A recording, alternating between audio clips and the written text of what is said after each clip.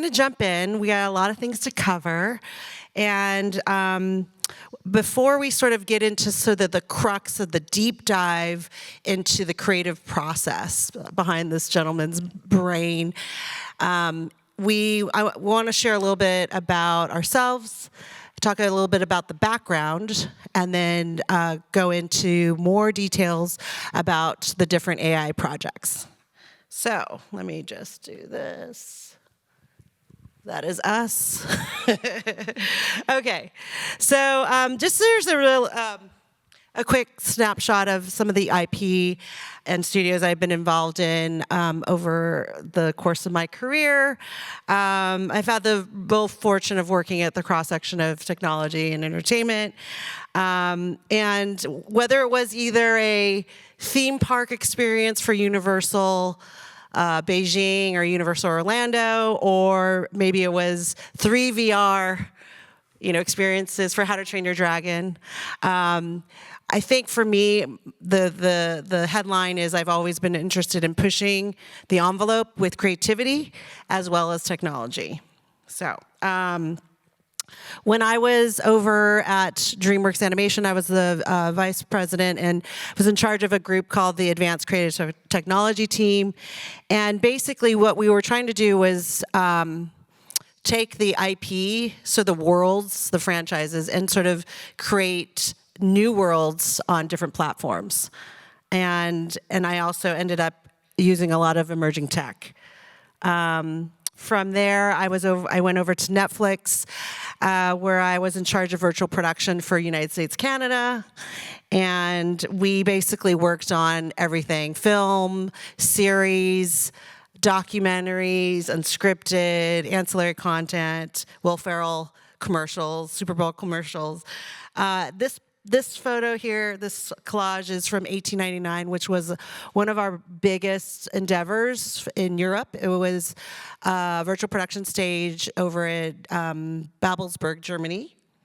And then this was another huge endeavor for Avatar: The Last Airbender. We built the largest stage, virtual production stage, in North America. And that was incredible, and like a lot of us in this space, a little crazy. I'll just say that. So this is me today. I am a co-founder of Playbook, and basically, from my studio experience, my business partner Annie Hanlon, who is going to share after this session, we joined forces to really help companies sort of accelerate themselves into emerging tech and with content, business strategies, and whatnot. So it's been a lot of fun. And I think this is my last slide on me, hopefully. One of my biggest passions is to actually be a voice in the industry. With 30 years of experience, you kind of want to give back and share. And so I've been involved in, I think it's really important for us to be a voice and a seat at the table. So whether that's with the Television Academy peer group, where they kind of look at my peer group that I'm the co-governor for as like, what's the future television? And then we're also leading the charge with AI for the Television Academy. And there's about 26,000 members with over 31 different peer groups. So the peer groups entail everything from directors, producers, writers, television executives, cinematographers, and whatnot. So there's 31 of us there. Now I'm going to shine a light over to Josh here. I actually, before we sort of get into your, the work before AI, I love to hear the origin story. Like, where was it in your childhood that you sort of had this thought, like, I want to work in story?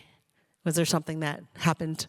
Yeah, when I was 4 years old, I knew that if I told stories, one day I would end up at the U.S. Space and Rocket Center. And I just really stayed on that track. the whole time. The goal, the goal it's setting like, here. It just happened. No, I've always been inclined. I like growing up. I was the class clown. Like I've always just been inclined to entertain in some way or form. So that's it. I've just always. It's like I. And maybe this is a negative way to look at it. I think of it as like a disease that I have, where like, and I'm sure some people have it for other different various things. But when I I go home at night and want to relax, I can't. My brain won't allow me to do that. I need to be making stuff, creating, doing whatever. And I just had that my whole entire life. Did you do sketch comedy in high school? Were you a part of the drama team? No, funnily, I'm trying to get the dirt a little bit. No, I really just let it. I wish I should have been a part of a program that really allowed that to be an avenue. I just did it in the classroom, unfortunately, for those teachers. But I always did stuff. Like one example of this is me and my friend. Like this is like. When I was like 10 years old, me and my best buddy would make videos on our desktop computer, like the webcam off the desktop computer, and that's a stationary thing. You can't like move around a desktop computer like it's a camera, but that's what we used to like make movies. So you would it would start with us crawling up to like hit play and then like crawling out. So you'd still see that in like the cut of what we would make, and then you'd see us crawl back in after we shot the scene and click off the camera.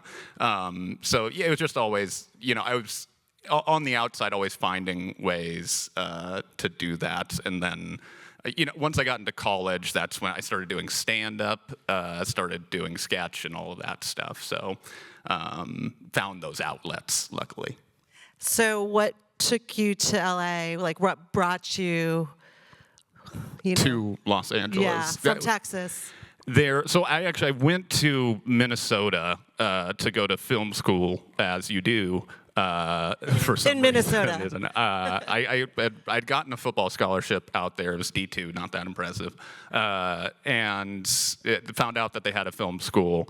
And once I found that out, I quit football and started doing film. I was trading off one dumb dream for another dumb dream. It's like I couldn't have traded. I should have. My parents would have wanted doctor, but I was like, you know what? I'm gonna disappoint you even more. And just to keep the through line of it. So I went to film school out in Minnesota, and really I don't know where else you go, other than LA, after that. Yeah. So. Okay. So I have this next slide that's a little montage of some of the highlights, and I've watched everything except for the feature here. Okay, sweet. But wow. Hilarious. Yeah, these are all still. I like that your resume is so impressive. It will extend like 6 slides, and then mine will fit. No, we could probably about it more. We could probably get ads on here too. Yeah. There's room for that. We can shrink this down a little bit. So talk to me a little bit, and I have some other slides a little bit when we talk about the audience, but you found your way to doing these amazing short film projects. Yeah. That everyone could see on YouTube. So just for context for everyone, he has here an apology from Uber. It was a Funny or Die exclusive. Yeah. The Saw parody. You have to watch this. And it's Hush. Hush Money was... Hush Money is the channel. Group. The sketch group. Hilarious. I rewatched it again and I was crying. So good. So good. And I'm seeing the themes of how when we get to your other AI shorts. The long take, which I kind of want to dissect that. Yeah. Okay, well, hold on. And then we have Keeping Company. This is your indie feature. Yes. That you co-wrote and directed. So, okay, he's a triple threat or quadruple threat now because he's doing AI. So, wrote, directed, and starred in at least the first 3. Yeah. Yes. So, talk about that. Yeah. Are you a megalomaniac? What Yes. yes. Sociopath, as you have to be. This all, like, so when I moved out to LA, I was lucky to find a community in stand up and whatnot, and just formed a tight knit friend group, and we started again, as I do. I was like, well, we got to make stuff, and we started making stuff and just putting that on YouTube. That caught the attention of Funny or Die. It's a website that used to exist. I don't think it exists anymore. And they brought us in to do a couple different things for them. This Apology for Mover was one of them. But we made a bunch of stuff. This is the movie Saw, which I'm sure you all are familiar with. We parodied that. That's my apartment bedroom. That room right there, what we did, we bought tiling from Home Depot, and we did my whole apartment bedroom. Like literally on the reverse of the shot is my bed. My bed is the reverse of where the camera is currently at, and I left my room like that for 2 months after we shot, and it was not okay. Like, I don't know why I did. Like, inviting people back is not like it didn't.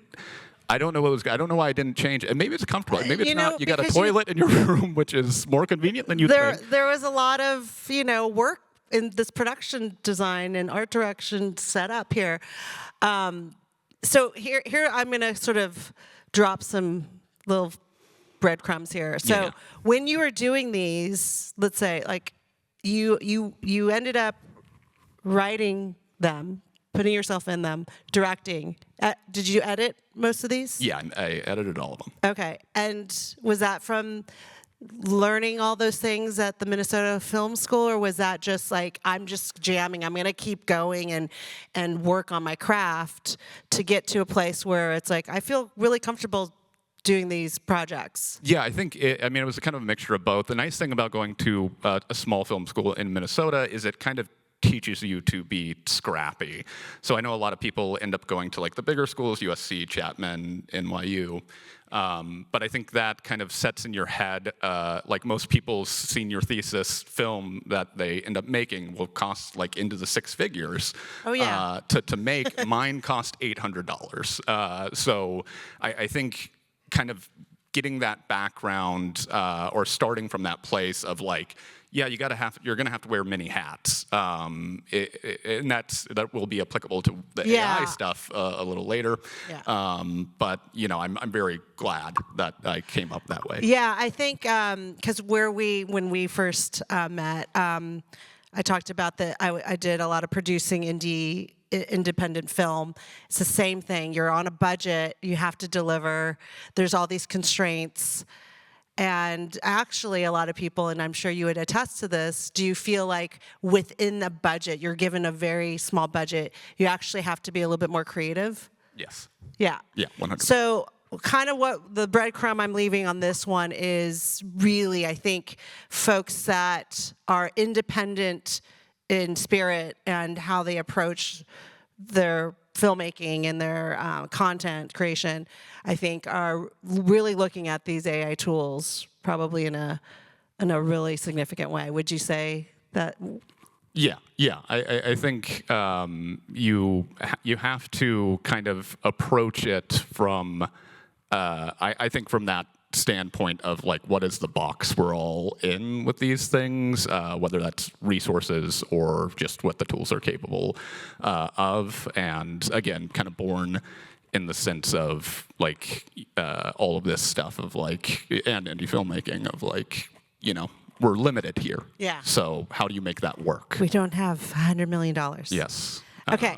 This is awesome. Great setup. So got a little bit of our background. I want to sort of fast forward to a little bit of technology, and then we're going to talk about the audience, the current and future audience. So this slide, if you were with us last year, you would have seen this slide, but this slide is really important because in order for us to look forward, sometimes we have to look back. So I like to show this. This is America Cinema has innovated throughout history. This is Touch of Evil, 1958. American crime film directed by Orson Welles, starring Charlton Heston and Janet Leigh. And interestingly, it begins with the longest crane sequence shot in cinema history of 3 minutes and 20 seconds, 1958. I'm sure the camera was like the size of both of us, huge. So what's interesting is I showed the slide. I was in Germany doing a closing keynote, and this guy was like, actually, in Germany, we did a longer, crane shot. I go, what year? And he's like, oh, 1964 or whatever, 1962. It's like, yeah, this one was 1958. U.S. cinema, we like to tout those things. But so now we take it a little bit further. Let's move into the 1990s. We have Jurassic Park come out, and this is basically just a snapshot of what a post-VFX pipeline looks like. Very much like factory working, very much like building rockets. You have a factory in which the line goes down a way, and you keep going all the way down. If you need to make a change, let's say you're in lighting, so you're almost in completion, but you want to change something in the model, you got to go all the way back and then start all over again. It's all very fun. Same thing happens here in animation. It's pretty much the same, but now you have 400 animation artists all waiting for them to start in production. And again, if you're going to change, we want Poppy from Trolls to be actually a little bit shorter or face wider, and you decide you're going to do that like in animation, you got to go all the way back, and it's a lot of waste. So we have evolved. Real-time technologies come online with Unreal and Unity, and this has allowed us to, if you have to make a change in lighting, you can do it there, but it doesn't force you to go all the way back. You can kind of do it within the collaboration. And I like to bring these 3 slides up because I think AI also is trying to build out a way to be collaborative, hit all the pieces in some way at the same time. So before we continue, all of this and the framing of our little fireside chat here is really about storytelling. I have to say, and we've had conversations about this, that without the base of storytelling, everything, all the tools and all the sexiness doesn't really mean anything because no one's going to really be drawn in. And so, in order for us, we know this, and you know this, is I think comedy speaks to that with storytelling. Yeah. I mean, everything big in comedy is like in stand-up and telling jokes or whatnot. It needs the basis of storytelling. It needs the basis of truth and whatnot to be I personally think the funniest thing that it can be. You have to be able to connect. Yeah.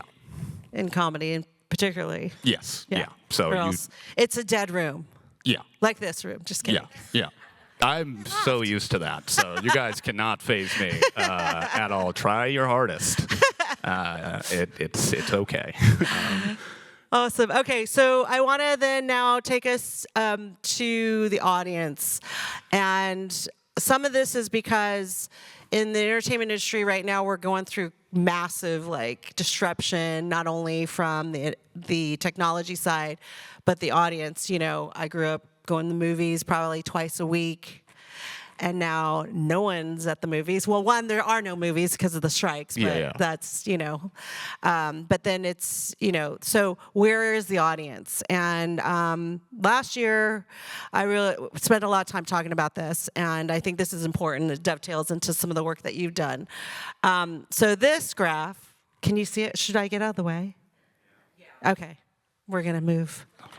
So this graph here is basically, it walks you through Gen Z and millennials. My kids are Gen Z and Alpha, and it just really features how they have different entertainment preferences than the older group. I am a full-fledged Gen Xer. And the big note for me on this, with this graph, is that they actually like to be more participatory in their entertainment. And they feel more immersed in stories that feel like they can be connected in. Versus Gen X, like I could binge younger. I'm binging younger right now. Such a cliche. But you know, I can feel immersed into the story just by binging, which is, I mean, Ted Sarandos is a Gen Xer, so that's how we had our content. Okay, so let me do this one here. I'll just step over here. So this graph basically is telling us that the largest streaming service on TVs in the U.S. is actually YouTube. And I'm definitely going to get your thoughts on this one, but this actually excludes mobile, desktop, and YouTube TV. And I'm a sports gal, so we watch a lot of YouTube TV for our sports. But and this is for U.S. households. So YouTube is outperforming Hulu, Disney Plus, Peacock, Max, and Paramount Plus combined. And some of the stats on YouTube: 2.7 billion users. 52% of internet users basically go onto YouTube once a month. Users consume about 1 billion hours of video on YouTube every day. And they generated probably, it was like 32 billion last year in advertising. So, Josh, you know, you were doing shorts, Funny or Die, your platform was YouTube. Did you, I mean, these numbers are, you know, exponential. What? Yeah. I mean, I wasn't putting up these numbers, but it is, what I think is interesting about this is the idea that this is on TV. Like, this is only through TV, the metrics of this, which is, like, insane to think about because that's not how we all engage mostly with YouTube. And I think that just goes to show the paradigm shift of where media creation and content creation and where we go to find that stuff is heading, or that another arm already exists, and it's the biggest arm. Yes, it is the biggest arm. Because the next slide is going to show that the most popular viewed show is actually Mr. Beast. And this was from 2023. So outperforming Netflix, you know, it's already there. And then we have here, this is our audience engagement on now Netflix, YouTube, and TikTok, and the daily engagement. And then you see here, this is just a graph that is showing that indicates the growth and engagement between 2018 and 2024.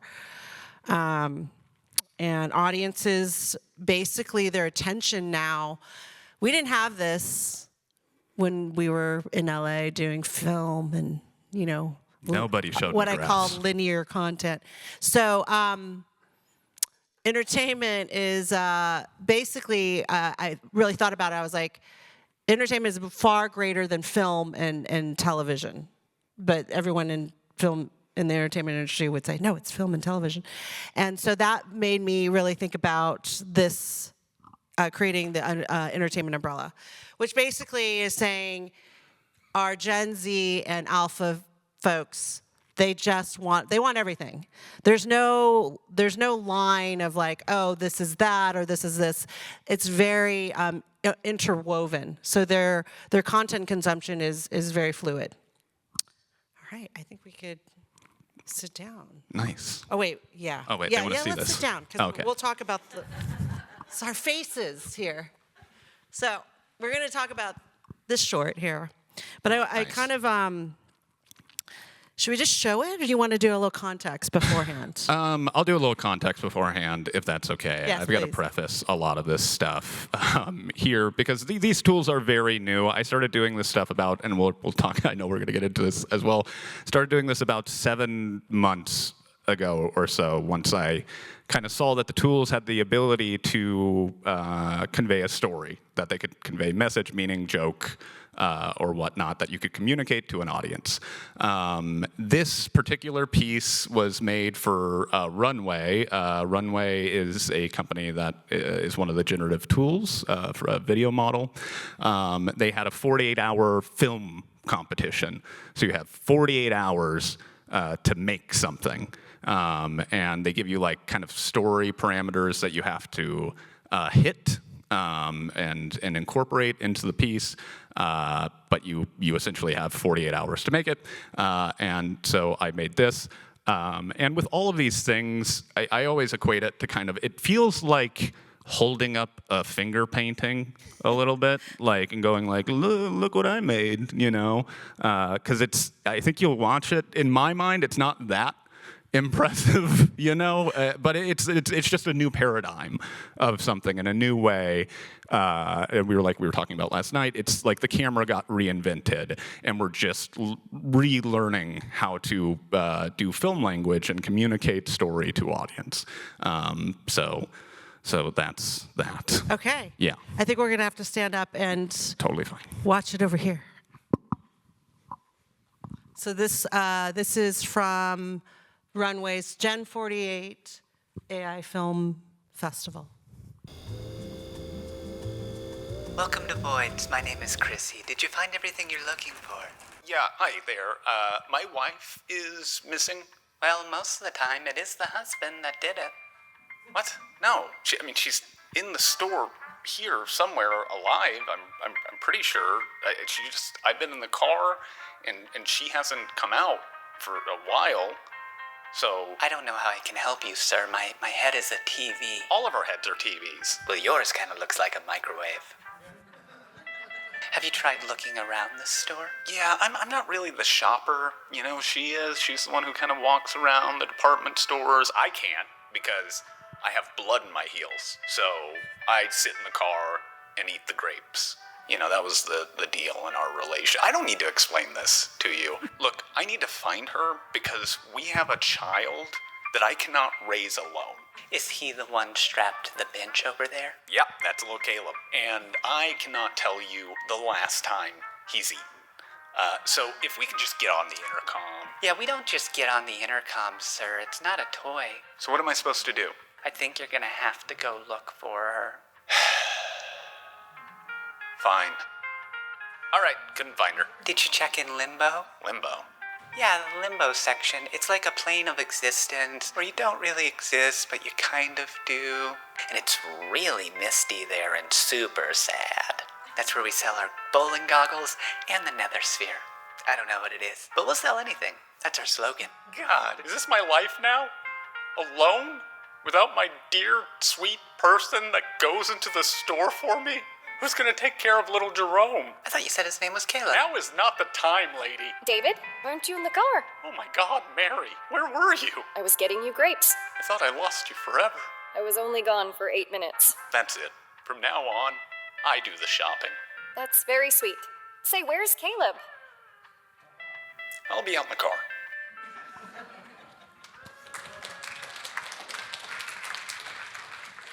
Okay. Awesome. I've seen this short so many times.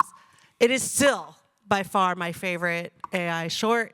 And I'll tell you why, is that I've been watching a lot of shorts. I've been a judge on things. You hit all the notes. There's a complete story here. So let's first start, before I get into like some of the details of like me just deconstructing your short, is tell me, like, how did you come up with, what did they give you? Was there a prompt that Runway said, here, you get 48 hours, do this? Yeah, they gave a couple like different elements of story that like one element was like you have to include limbo somewhere in there, and I did that so lazily. And then they like a missing person was a part of the story element of it. And I think, you know, if you think back, because I know you were there when they screened all the finalists, which were also really awesome, cool films. I think a lot of people, think about it in this big, grand sense. Like with these tools, you can show so many cool new things, but it gets a little ethereal with it. Of like, we're going to traverse time and space to find this lost person or find this lost love or whatnot. And again, I think it comes back to that baseline storytelling. How does this connect to an audience? So in my head, I was thinking, well, what's the most relatable way of losing someone that we've all experienced, which is losing someone in a department store, and just keeping it simple. Yeah. Yeah. Or being lost. Yeah. I kind of was lost. You're as a child. you're the lost one. Yeah. Okay. So did they give you, like, those are the parameters, and then they said, now go, you had 48 hours? Yeah, you have 48 hours. Okay. So you're, like, walk me through, like, how much time did you spend, like, coming up with television head? We'll get to that. Family, at a store, and, like, what, did you did you write the script first? Yeah. Okay. Yeah, so it was the scripting process first, and again, thinking toward how to work within the limitations of the tools, and Now, yeah, you could dive in, please. Yeah. There's television. When I saw the television, and I watched this at the film festival, and I was like, genius, because all of the other films that we had been seeing is that we know it's Gen AI. The humans don't look so good, and it's uncanny. Now, granted, yes, people are saying the tools are going to get better and better, but yeah. So walk through that, like why television heads and. That is a specific thing of the limitations of the tools, and realizing that, like, oh yeah, if I show you, if this was regular humans, it would put you in that uncanny space, and I want the audience to be able to sit there and watch this and not really even think about the tools that made it. And again, in my head, the best way to do that is go to the simplest forms of film and kind of go back. Like, if you saw the other pieces that were part of the finalists, like, I think most of them probably had 60 to 100 shots in them, and I think this has 7, and it's really just utilizing the stuff that we know from baseline filmmaking, reverse shot. That's how we've learned how to do a dialogue scene between two characters. That's what we're used to seeing, and I think it's important that as we, use these tools, that we understand that we can use them in the simple processes, because that's, like, if it's actually going to disrupt Hollywood or whatever, like, it has to be able to do that. And also, it's not going to disrupt Hollywood. That's not going to happen, but it will become a part of it in some way. So yeah, that's the exploration. Okay. So you were thinking, wow, I don't want to show faces, but I do have a story about a family. Yeah. And you did make it kind of futurist. Like, we're not quite sure where we are because they're televisions. Yeah. So. Yeah, I mean, I guess, I don't know. I cannot tell you. This was at like 2 a.m. for that first night, so I can't tell you necessarily why a decision was made one way or the other. I think it, started with, like, I can't show human faces, so I'm going to do TV heads, and then everything else, kind of the world of wherever TV heads are at, kind of built out around that. Yeah. So before the film festival, had you started playing around with? Yes. Some of the tools. So which ones did you decide to? Obviously, Runway. Yeah. Was there anything else that you used? It was Midjourney, Photoshop, Runway, 11 Labs, which allows for the voice. For the voice. Talk to us about 11 Labs and the voice a little bit. Yeah. So, well, this guy right here is just my dumb voice, and then the cashier was also just me, and then the wife that comes in at the end was that's from 11 Labs. It's an AI generated voice. They have like this thing called voice design. You can go in there and you can design a voice, which is really cool. And then I do the performance, and then it kind of just lays over a female. Yeah, female for voice that, yeah. on my performance. Yeah. And one thing that I kind of buried the lead, it was just you. You did the whole short yourself. Yeah. There was no like editor. There was no gaffer. Yeah. There was no.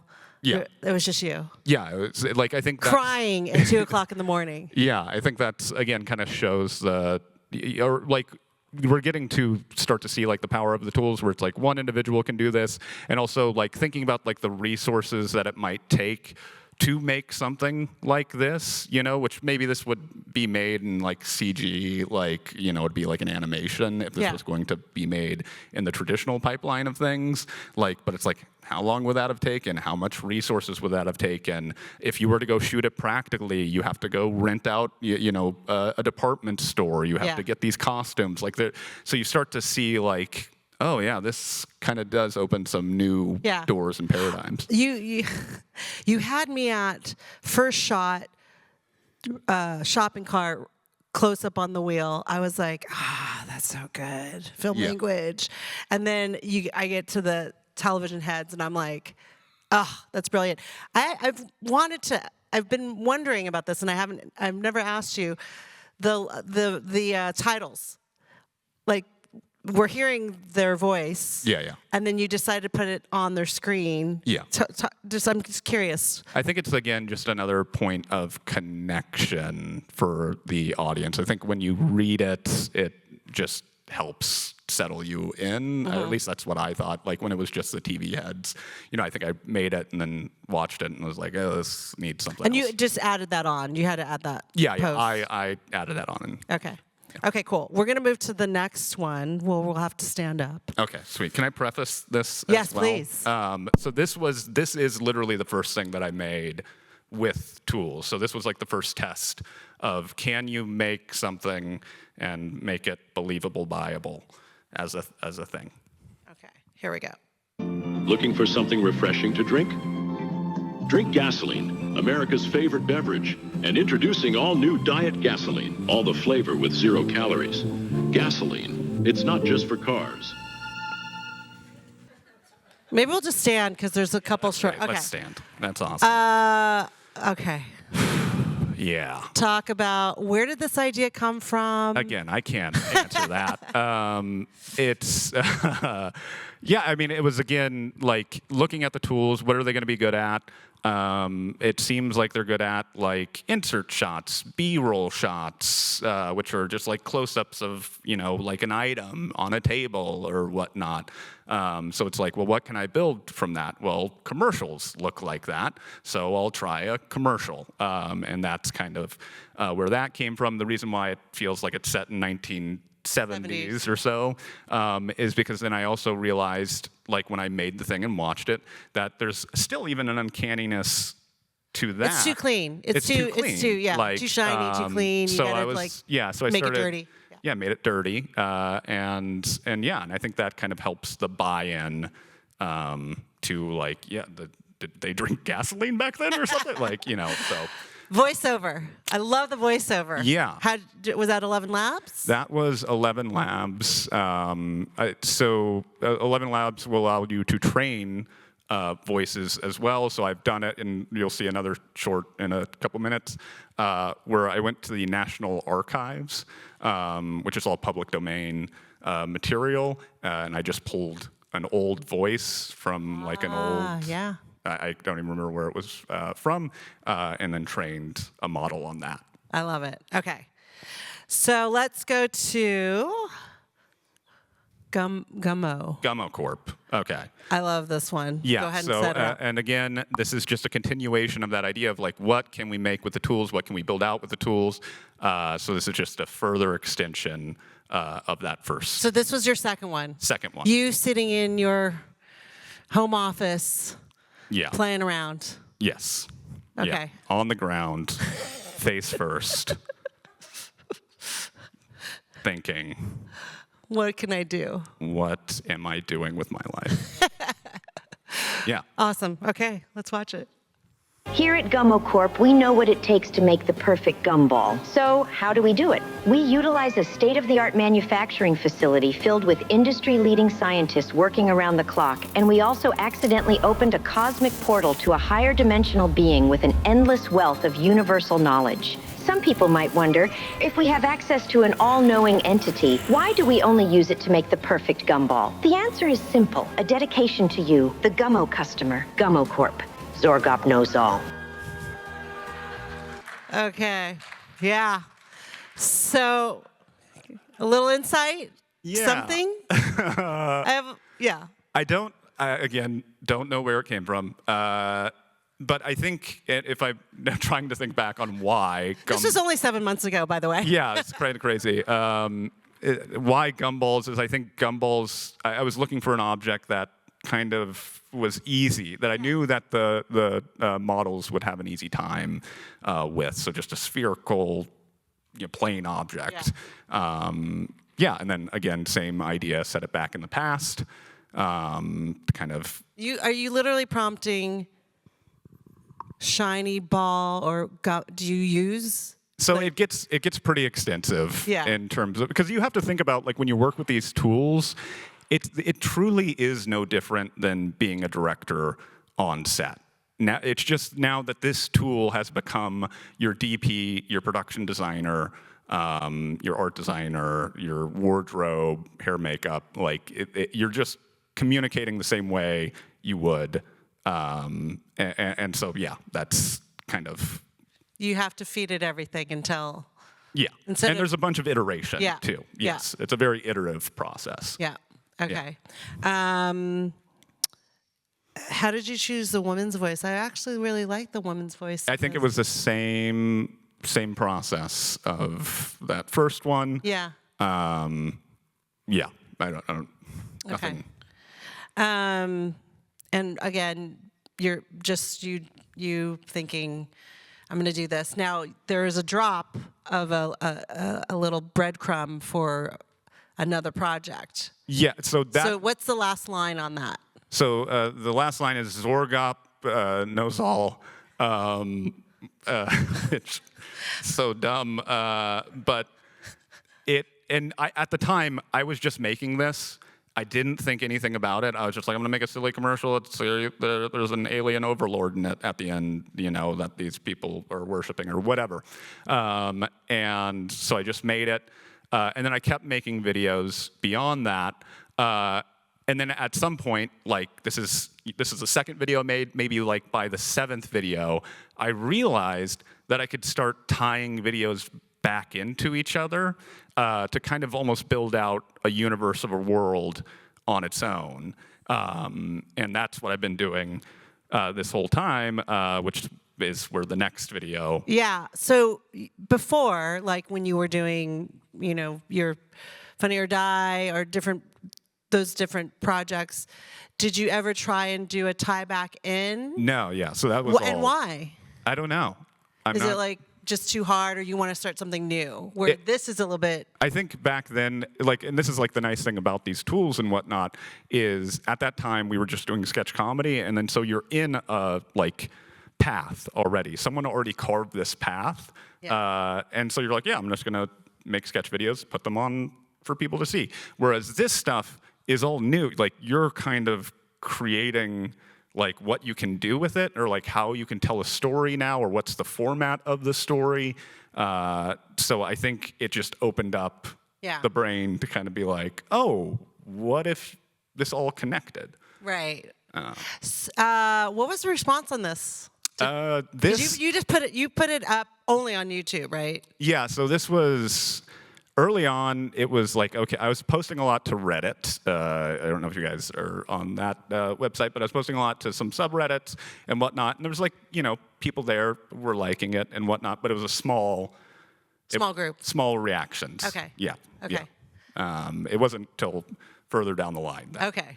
Until this one. Yeah. So this, and now the videos are a little bit out of order. This is in story order now. So Gummo Corp, that commercial you just saw, started this whole universe. I made this maybe 3 months later, but I was making videos in between. But this chronologically in my story universe. Okay. Do you want to set up anything, or are we just watching it cold? Let's just watch it. Okay. Here we go.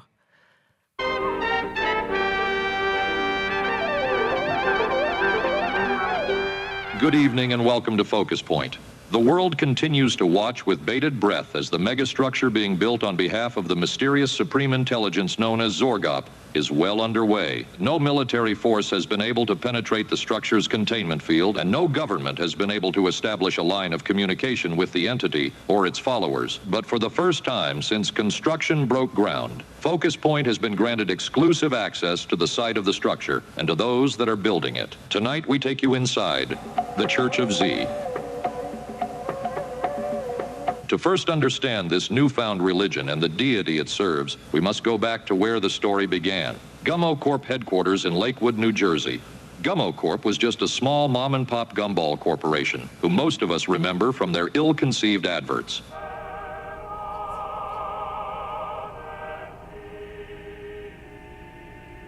Gummo Corp. We don't make gumballs for widows. Despite their inexplicable marketing and plummeting sales, Gummo Corp still pledged to be the world's most advanced gumball manufacturer. And it was this desire to lead in gumball innovation that would change everything forever. What we were trying to do was make the gumballs more orange, but what we did instead was open a rift in the space-time continuum, unleashing a godlike entity. You know, it happens. At first, Zorgop was only used in the company's efforts to make the world's perfect gumball, but it wasn't long before world leaders demanded access to the being, with military officials calling for more extreme actions. I think we should shoot it in the face, if it has a face. We find that when you shoot most things in the face, they stop being a problem. With growing hostilities from the outside, Zorgop stopped communicating with everyone, including the top brass at Gummo Corp. But one man seemed to win favor with the being Joey Rodelio. Joey was a janitor at the company, whose late-night shifts cleaning the lab gave him unrestricted access to Zorgop. Back in high school, Joey would climb up into the air ducts and get himself stuck because, you know, he was trying to peek in on the girls' locker room. Luckily, none of those vents actually went into the locker room, but that didn't stop Joey from crawling up there and trying over and over again. He's a real piece of shit. Despite Joey being a piece of shit, Zorgop didn't seem to mind. Joey was deemed a disciple and set to begin his life's true work. He was instructed to head to rural Wyoming, where he was to gather a commune of true believers, and they were to begin work on a structure that would generate an energy unheard of by science, an energy that would allow for Zorgop to take physical form. Zorgop gave the commune blueprints for building a containment field, which was set up in a 3-mile radius around the site, protecting their work, only letting in who or what Zorgop deemed worthy. Those who have been invited to the commune thus far were called there by unknown methods. But we here at Focus Point were invited by postcard from the entity itself. Our field reporter Brian Druckel was brave enough to volunteer to be the one to make contact with the church. So I'm now standing within the containment field just outside the commune. While most of the world remains afraid and unsure, those that have been let in this newfound church are 100% confident in the entity and its intentions. But no one is a bigger believer than the church's leader, the high priest, Joey Rodelio, who prefers to go by the Baba Hermini. Thank you for taking the time to speak with us, Baba Hermini. Zorgop knows all. First, why do you think Zorgop chose you as the Baba Hermini? I'm a man of the people, a people man. I used to be a peeping man, but I don't peep anymore, at least not as much as I used to. And how many people are here at the commune? You know, I don't really know. I try not to interact with them too much unless I find them physically attractive. Why do you think the entity invited Focus Point in? Zorgop wants the world to know there is nothing to fear here, unless you have a fear of syphilis, in which case there is an alarming outbreak within the community right now. Can you tell us about the outfits? Pretty cool, huh? It was my idea. Orange and black, the colors of paradise. I must say, they do sort of resemble the uniforms that prisoners wear. Yeah, prisoners in a cage of freedom. Do you know where Zorgop is from? I haven't asked. Based on the accent, though. Maybe Norway? What have you asked, Zorgop? What have I asked? Oh, I asked what that dangly thing in our throat is called. The uvula? Yeah, that thing. I always forget what that is. What does it mean to follow Zorgop? I think if you ask around a little bit, you'll answer your own question. And you'll also see we've got a pretty sweet setup here. I've loved it so far. Me and my wife got here a couple months ago. We turned over all our earthly belongings to the Baba Hermini, which is a load off my chest. All that money was just sitting in a bank account, and now I don't have to worry about it anymore. Where is your wife? It's actually a really funny story. Pretty much immediately when we got here, she fell in love with the high priest, and so they've been having sex almost every day. So yeah, right now I'd say it's safe to assume she's having sex with another man. Do you feel lucky to be chosen by Zorgop to be in the church? Look, I'm super happy that Zorknob invited me here and all, but I'm really just here for the drugs. I haven't found any yet, but you just have to imagine there's some silly drug use going on here somewhere. While followers seemed somewhat content, from an outside perspective, some of the commune's practices still seemed unorthodox. The practices of your church here, is this what Zorgop demands of you all? Zorgop really just wants us to be building the big scary tower thing. Everything else, the day-to-day sex stuff, that's me. Like having sex with other people's wives, that was my idea. Taking people's money for myself, I came up with that. Having them shower me in daily compliments about my slender hips, I'm sure you've noticed. You can look now if you like, I see your eyes shifting around. Some of these practices seem very similar to what we might see in a cult. Yes, absolutely, so kind of you to say. Most people just want to know, what is Zorgop's ultimate plan? Zorgop wants to give humanity the gift of not only our Lord's physical presence, but also of limitless power and energy via this monolithic structure, so that we may become children of the stars and venture to distant worlds where we could meet other planetary species and have sex with their wives. While the promises made by the entity might sound great, many are worried what building the structure and creating this exotic energy might do. We have no clue what kind of impact this energy source might have on our environment, let alone us. When this thing is turned on, the world might not look the same. Humanity might not look the same. The church pushes forward despite the concerns. So you are fine with everything that is happening here? I truly believe Zorgop will bring us to the promised land, and I'll do whatever I can to help humanity get there. And if that means my wife has to have sex with another man every once in an hour, so be it. You know, some husbands are into that. Not me, unfortunately. For me, it's emotionally devastating. I don't care what's happening here. I care about drugs, and I haven't found a damn thing. Are you telling me none of these people are high? That everyone's walking around like a bunch of Halloween pumpkins building a giant dildo for Zigblor without a mind-altering substance in their body? This is bull. You aren't worried about what this might do, that Zorgop might be misleading you. What are you trying to say? This supreme intelligence is just using me like I'm some kind of dolphin-brained idiot to do their bidding that is going to bring about the end times. I'm the goddamn Baba Hermini. I came up with the idea for The Godfather after it came out, but before I saw it. So I think I can handle this. Any final thoughts you'd like to share? Zorgop knows all. Thank you for your time. The fate of the world might just be in the hands of a complete pervert. God help us all. That's it for Focus Point. Join us tomorrow night where we investigate if smoking can cure lung cancer. Everything points to absolutely. Woo! Very good. Okay, so break it down just a little bit. I don't know. I think, It's 8 minutes. Yeah, it's a long one. It's long. I that mean, was that's a part a of it. feat. Yeah, like, to see. People take a year to make an 8-minute short. Yeah. Yeah. So that was done over a week, over the course of a week. It was done in a week. Yeah. I didn't know that. Yeah. That's crazy. Wow. And I've like utilizing a lot of, again, trying to utilize like what makes us comfortable in watching these things. Like, so you see a lot of talking head type imagery, which seems to be something that really works with these tools. So incorporating that, like documentary is like a really good, currently a really good format to play in, and using B-roll shots of every, structures and whatnot. And so this was made like 3 months later from that first Gummo Corp video, and then again tying it, but kind of trying to continue out that story to let people know the video you're about to see, how that world came to be.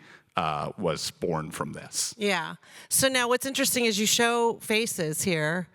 The main, I guess, interviewer guy, he looks more uncanny than some of the other things. But can you just talk just a little bit about the voice-over work overlay to the image? Yeah, so this is... Because that was like pretty, I was like, dang, that's good stuff there. Yeah. And were you like, wow, this is working? Yeah, that's like the other kind of fun, crazy thing about these tools is like when you do something, you're like, oh, this works. This is weird. And the humans here look uncanny, but I think it's hopefully forgivable to some degree, or you can still find value or entertainment out of it. But yeah, like the voiceover is a little bit of a different process than I do now.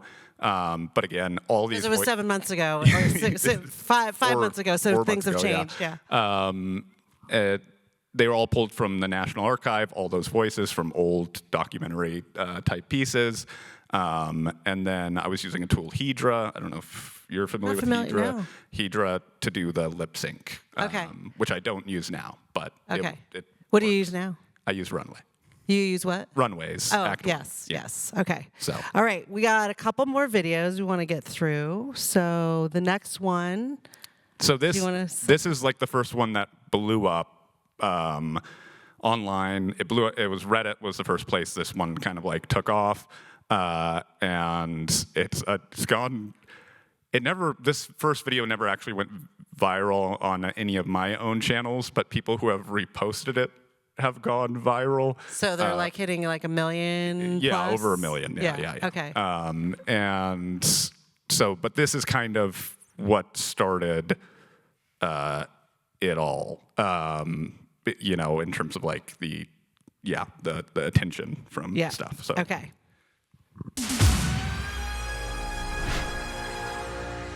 On tonight's episode of Unanswered Oddities, humans. Are they real or just a youngling's fairy tale? Humans have been a great mystery of our time. These creatures of lore supposedly ate potatoes and enjoyed sleep. They're thought to be long extinct, if they ever existed at all. But recent sightings all across the world have drummed up the debate once again. Rural Morgmog, 2 hours outside of Deedle, a hiker claims to have seen a human. So yeah, it was a Tuesday night. I had just gotten home from spitting. I went out for my midnight lurk. I was just being creepy and weird, and that's when I saw it. It was a human. You could tell by the knees. I've seen them in the historical books, and it was just standing there, listening to sounds. I thought I might die. I was called to the scene around midnight. Mr. Fugsnuck was in a panic. I searched the area for humans, but only found a toothbrush. We don't know much about humans, other than they were most likely wildly stupid creatures. We do believe they did some cool things, though, like super sweet water sports. The current prevailing theory is that humanity was wiped off the planet by what were called escalators. One by one, each human slowly sucked into the moving stairs, taken out by their own dumb invention. It would have been quite the sight.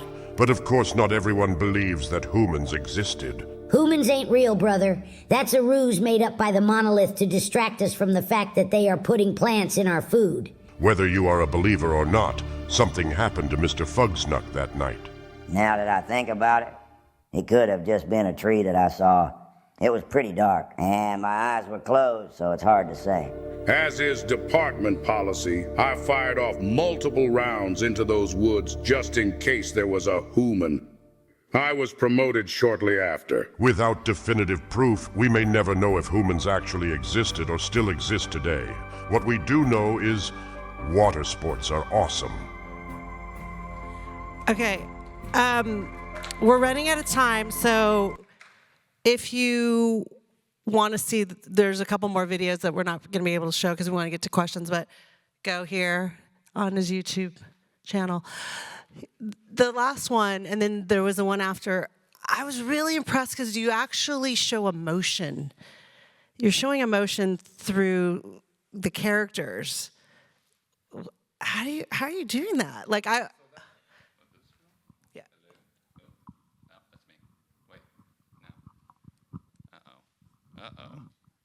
Nope. There we go. So this is change up of tools. So if you watch these videos now, we're on the last episode of this show, Unanswered Oddities, which I've now kind of turned into a regular thing. We're on episode 8 of that. This is episode 1, and it's just a series that kind of looks. We're far distant into the future, and we're looking back at humanity and looking at the lens of us. And the weird quirks that we have through these weird things. But the tools that I've used in these 6 to 7 months have changed so rapidly and evolved so rapidly that what I'm using here doesn't allow for emotional control, so I can't control the emotion of the characters. But Runway released Act 1 like 2 months ago, and that allows me to I do the performance, so it's like traditional motion capture that you might have seen from like Andy Serkis doing Gollum in Lord of the Rings. So I do the reference video, the performance, and it transfers it over to the characters. So now for all of these characters who are regular characters in the show, I do their performance, and that allows for the emotion. Can you just give a brief on the character design? How did you decide, what you wanted to do with these characters? Oh, awesome. Thank you. Okay, sweet. Yeah, the character design also played into kind of the limitations of the tools. One, try to stay away from Uncanny Valley by showing you just the weirdest thing you could look at. And then also that they're kind of designed for the tools, like not every face would work for the specific tools I was using, so I kind of had to find the faces that would. Got it. And that ended up being the face that... Those faces. And you were okay with that? You're like, it works for me. Yeah. Okay. Again, it was like, put me in the box. Here you have, it's being MacGyver, I guess, a little bit, and going like, tell a story. Like, you have a matchstick, Yeah. It's like, okay. Quickly. Yeah. It's sort of like improv. Yes. Yeah. Yeah. Okay. Awesome. Yeah. Anything you want to add before we go to questions? The journey... Yeah, I mean, it has been crazy. I will say that, like the way that this is built. I did not have social media like 7 months ago, and now like I've got like over 200,000 followers on TikTok, 250,000 on Instagram. Just hit over 100,000 subscribers on YouTube, and you're selling merchandise. Selling merch, which is weird.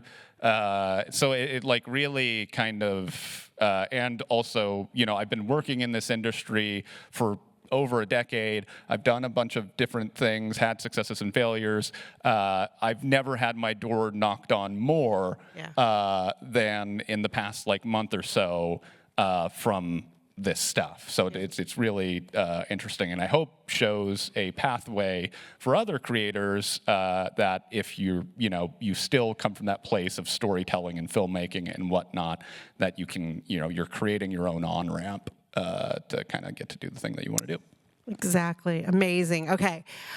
Thank you so much. And I love walking through all this. I've been wanting to do this for a while now, so I appreciate you being here. We have some time for some questions.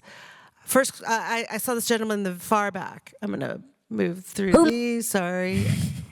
Here's a QR code.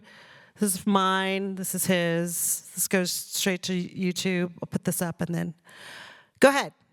Question. So right now I see the AI being used for the imagery, and I assume you're still having to script the... do you see how you could use AI to do the scripting so you don't actually have to write what those characters are saying, and you could see what they come up with? Because it's kind of quirky to begin with. Right, yeah. I think what's interesting is about like current LLMs and whatnot is I don't think they fully have the capability to get to the weirdness or the quirkiness of whatever my small brain does, just because they're kind of, the way they work is to kind of find the middle ground of things. So it's like any time you try to go to an LLM for like storytelling purposes, it always wants to like wrap it up neatly, or it doesn't have that like the human experience backing it, like that it will get to these weird tangents that we can get to. Maybe down the line in the future you could, 100%. And I think on the writing side, you can use those tools or AI tools to kind of help you with other things. It works well to kind of like give historical references of research purposes for writing. It's really helpful. But in terms of writing itself, also I just like that part of it. So that's, I'd like to keep something, Yeah. There was, this gentleman right here.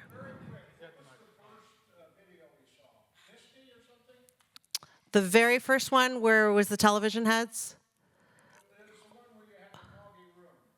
Yes. Oh, It's called Welcome to Voids. Yeah. Voids, yeah.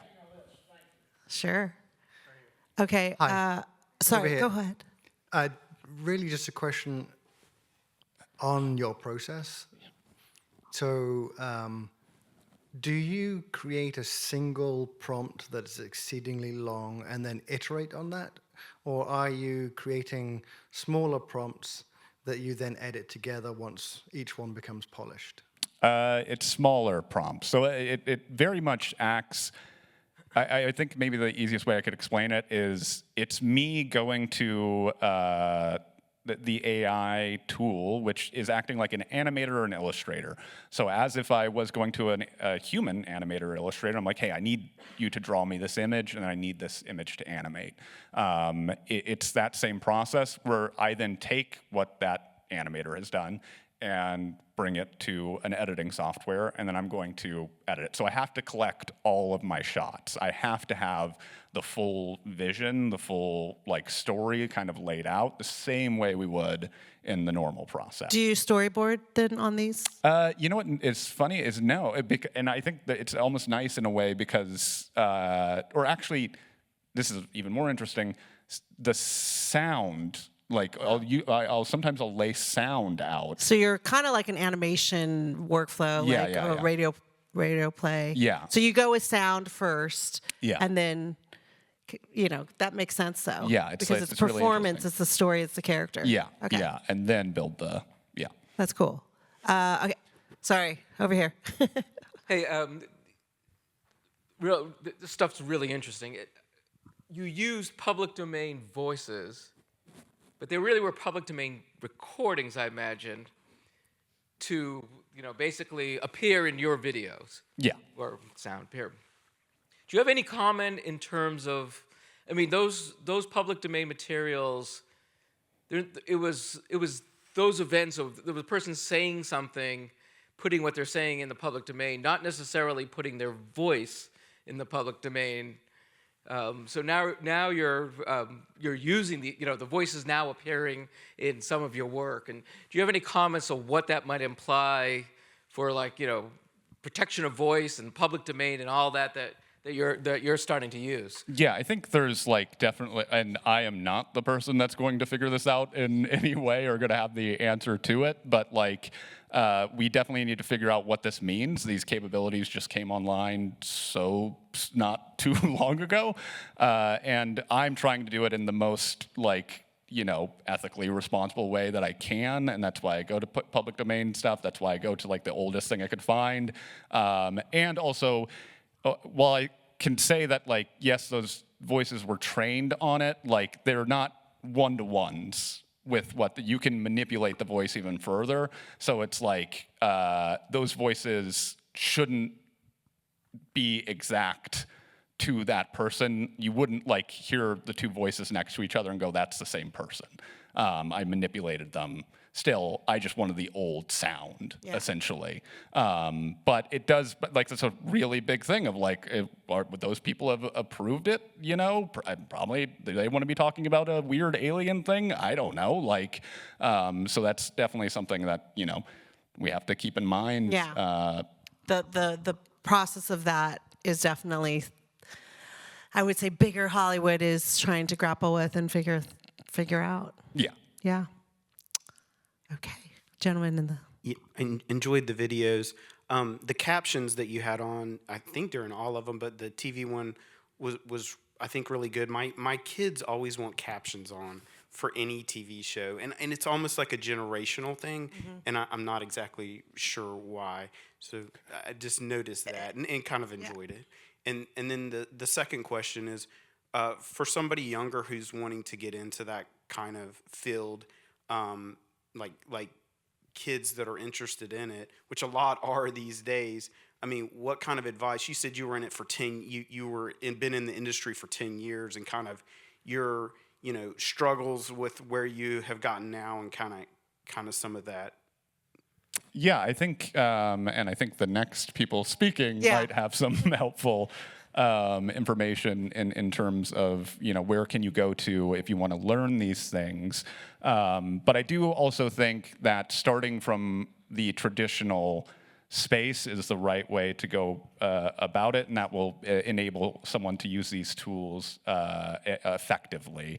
So if they're interested in storytelling, then there's obviously plenty of resources in terms of learning to tell a story or learning editing and whatnot. Everything's on YouTube now. Like, you just all turn on University YouTube of video YouTube. and learn it. Yeah.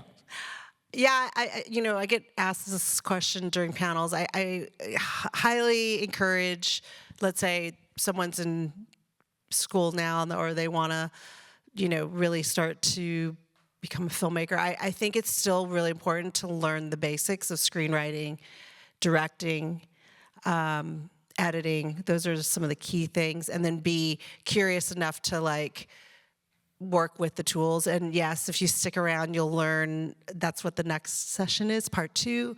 They're going to go through the tools and how folks can actually get trained. So you thinking about the topic of sound and how you start with sound, can the AI be a Foley for you? Like if you're have someone walking across a floor, will it synchronize the footsteps with them, or will it create sounds that? I think that those tools are starting to come online. I think 11 Labs might actually be working on something to that regard. But no, currently no, I'm syncing that sound. Gentleman in the back. So congrats on everything that's happened so far. I have actually seen the glob people video. I'm like, oh my gosh, you're the dude. Like, I saw you on TikTok or your work that someone else stole and put on theirs. Yeah. But I'll correct them. I'll go tag, hey, this is the guy, not I you. saw him at the U.S. Space and Rocket Center.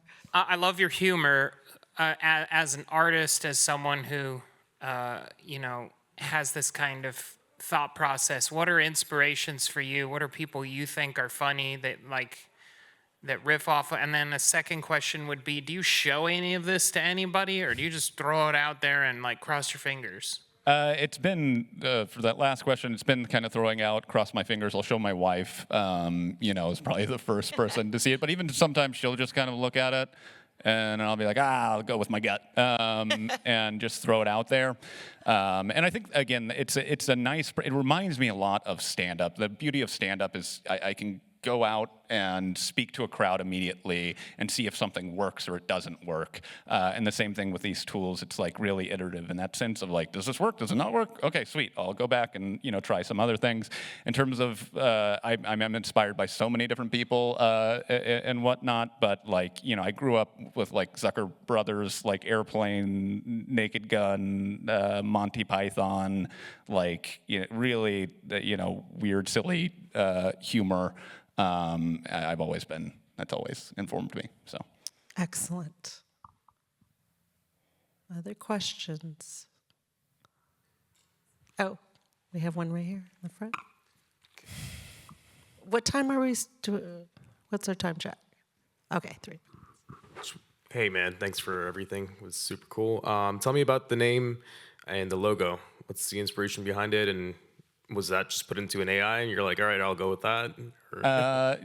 Well, the design was and it's very manipulated. It started generated through AI, and then I took it into Photoshop and did a bunch of stuff to it to get it to where I liked it. The name just, I don't know.